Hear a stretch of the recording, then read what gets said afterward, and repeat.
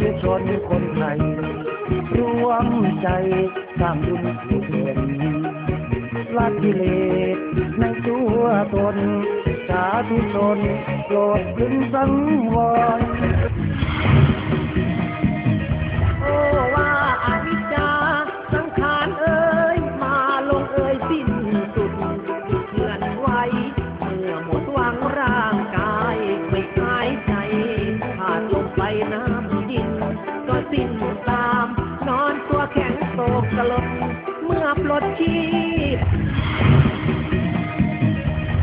สาวาทาอย่าโกหกหลอกลวงหลายพวงอย่าหลอกลวงหลอกอ้ำสุราเมรยะสินข้อห้าท่านห้ามดื่มสุราไม่งามเป็นสิ่งเสพติดไม่ดี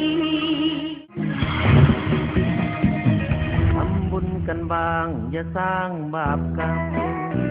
อย่าไปตะลำกับอบายมุขทั้งหลายเหล้ายาเสพติด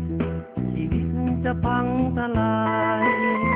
ครอบครัววุ่นวายถ้าใจนอกลู่นอกทางสังขารคนเรานั้นมันไม่เที่ยงเราไม่ได้แค่เพียงอาศัยร่างกายกายา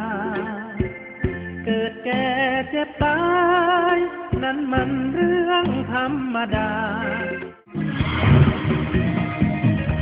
บาปบุญคือเงาตามเราไม่ถึงทั่วทั้งแผ่นดินถ้าขาดสินธรรมจะต้องวุ่นวายเดือดร้อนทุกยามทั่วเขตข้ามจะลุกเป็นไฟเขาคิดจะพู